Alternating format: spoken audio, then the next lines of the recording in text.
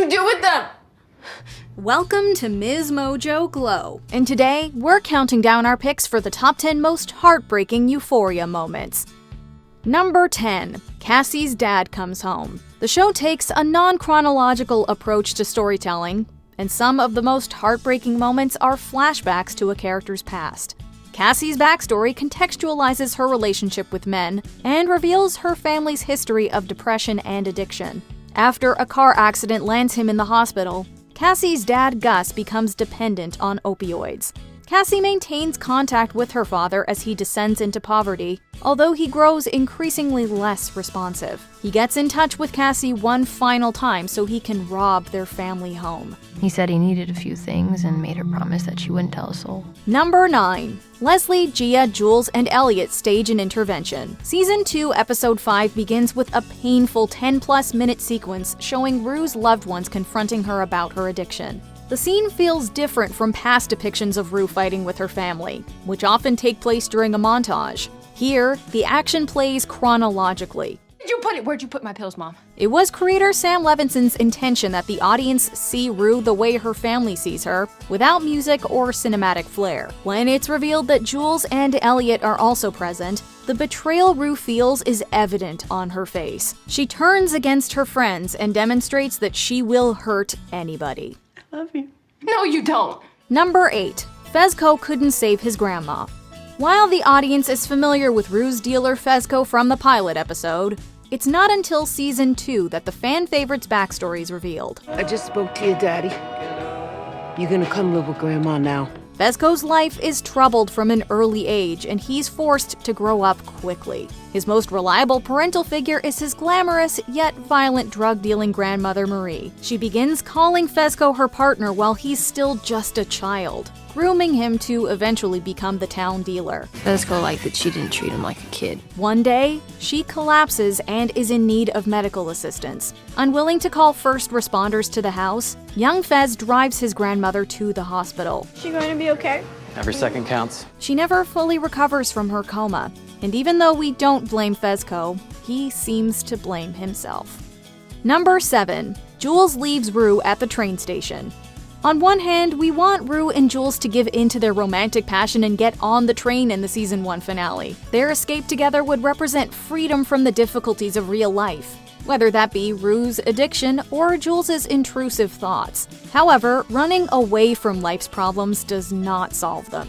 Despite it originally being her idea, Rue has a moment of clarity and realizes that leaving might hurt her family more than they already have been hurt. Rue, it's not that far, and we're good.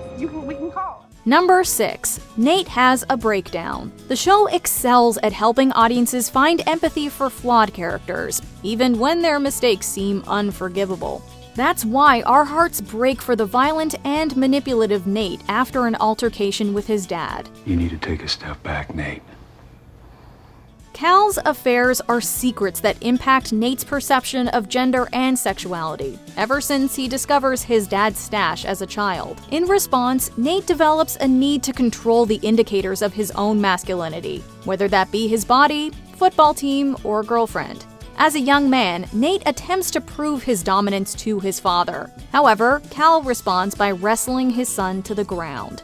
Number 5. Rue embraces her dad.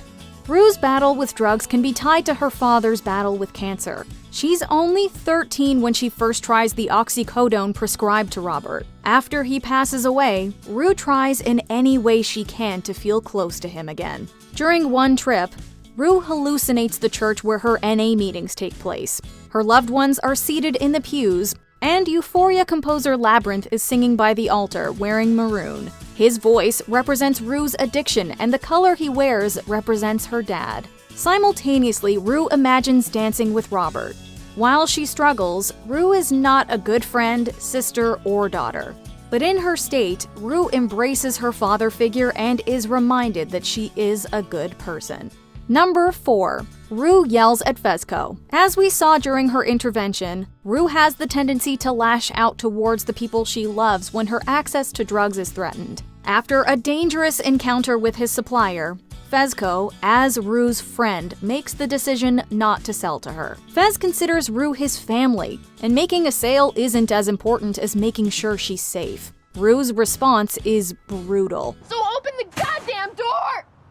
Fez listens through the door as she insults, begs, and guilts him. Number 3. Ashray is killed by the police. With absent parents and a grandmother in a coma, Ashray and Fesco only have each other. Like his pseudo-older brother, Ashray is forced to grow up quickly. He solves problems with violence and sometimes acts irrationally. When Ash takes the life of their acquaintance Custer just before a SWAT team raids their home, Fesco wants to take the blame for his little brother. They gonna come in here, they gonna find me with the knife in my hand. Instead, Ashray locks himself in the bathroom, armed to the teeth. Fez tries to defend Ash even as the police begin clearing the house. Instead, a shootout begins, and Fez is hit in the crossfire.